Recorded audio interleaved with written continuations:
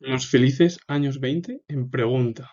Un periodo que es posterior a la Primera Guerra Mundial, ese conflicto brutal, que también se le conoció como Gran Guerra, que bueno, provocó pues millones y millones de muertes y problemas y 4 años que estuvo a punto de, bueno, pues, de surgir un problema en torno a cómo es el comportamiento de la humanidad, sobre todo más por ese conflicto bélico, que luego provocó al final la Guerra Civil Española y tras la Guerra Civil Española vino la Segunda Guerra Mundial, es decir, durante 20 años, es decir, 2 décadas, hubo conflictos brutales en Europa y a nivel mundial.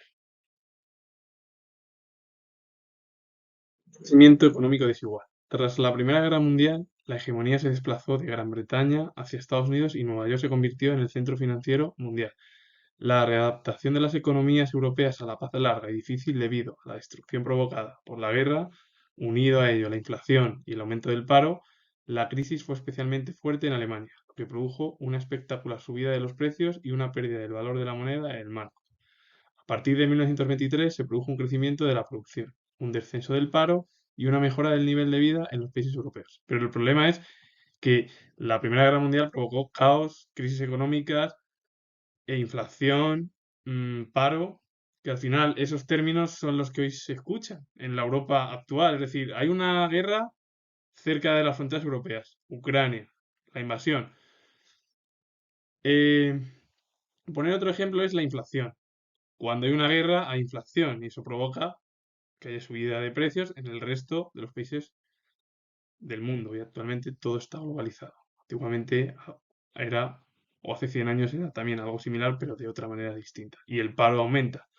¿Qué pasa? Que eso poco a poco tiene que ir reestructurándose. Entonces, pasando 5 años, que es cuando se recuperó en 1923, que hoy en día se cumplen 100 años de eso, en torno a ese crecimiento en Europa, pero más todavía de 100 años en torno a la Primera Guerra Mundial. Casi, porque eso será el año que viene. Tras la crisis económica, unida a la inflación, unida al paro y el fin de la Primera Guerra Mundial, provocó una situación política en Europa muy diferente a la que había antes de la guerra. Los imperios autoritarios habían desaparecido y en los nuevos países se implantaron regímenes democráticos. Imperios autoritarios, ejemplos, el Imperio Alemán, el Imperio Austrohúngaro, el Imperio Otomano, el Imperio Ruso, que eran monarquías, muchos de ellos absolutistas, o un mix, absolutismo, liberalismo. Pero las democracias en esa época eran frágiles. Sus primeros años se desarrollaron en un momento de crisis económica, que generó graves tensiones sociales y en algunos países se llegaron a producir levantamientos obreros y campesinos. Entre las clases medias y altas se extendió el temor a que hubiera una revolución comunista, como fue el caso de Rusia. Y en 1922 se creó la Unión Soviética, con una de las figuras más destacadas como fue Lenin. En este contexto de crisis económica y política, en algunos países se impusieron regímenes dictatoriales. El caso más destacado fue en Italia, en la figura de Mussolini en 1922. El líder del partido fascista se hizo con el poder, con el apoyo, y esto hay que decirlo, del monarca Víctor Manuel III. También se establecieron dictaduras en España con Primo de Rivera. El monarca Alfonso XIII le dio su apoyo con ese golpe de Estado en septiembre de 1923. En Hungría con Horthy, en Polonia con Pilsudski, en Portugal, en Grecia y Yugoslavia. La política internacional. De la tensión a la esperanza. A comienzos de la década de los 20, la tensión entre Francia y Alemania parecía que iba a provocar un nuevo conflicto. La situación estalló cuando Alemania, que sufría una fuerte crisis económica, no pudo hacer frente al pago de las reparaciones de guerra que debía a Francia. Y este país, sin los ingresos procedentes de las reparaciones alemanas, no podía pagar la deuda que había contraído con Estados Unidos durante la guerra. Ante esto, el ejército francés ocupó la región del Ruhr en 1923, que era la zona más rica de Alemania, donde se concentraba la producción de carbón y acero.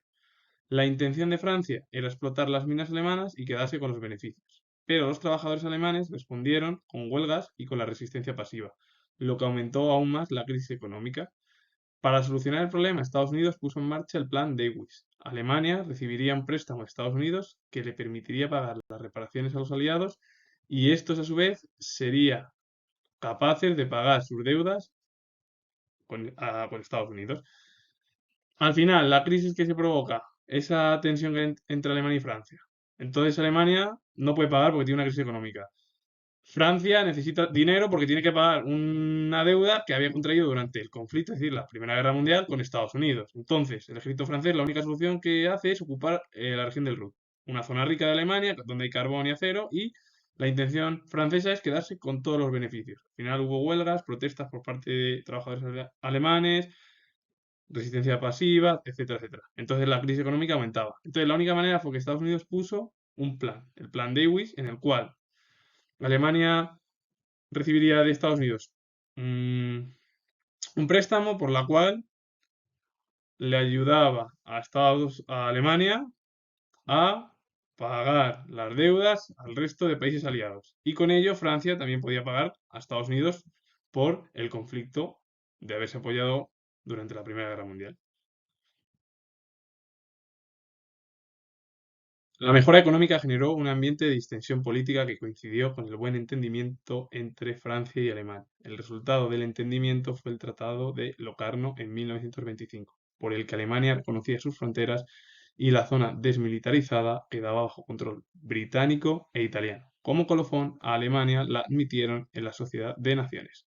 A partir de ese momento hablaremos del espíritu de Locarno para describir el impulso pacifista que surgió.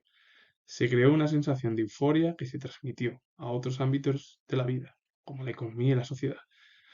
A este periodo se le conoció como los felices años 20. Al final, gracias al Tratado de Locarno, Francia y Alemania se unieron y hubo una paz pacífica, entre comillas, y se reconocieron las fronteras por parte de Alemania. Lo único que sí, la zona desmilitarizada estaba todavía bajo control británico-italiano.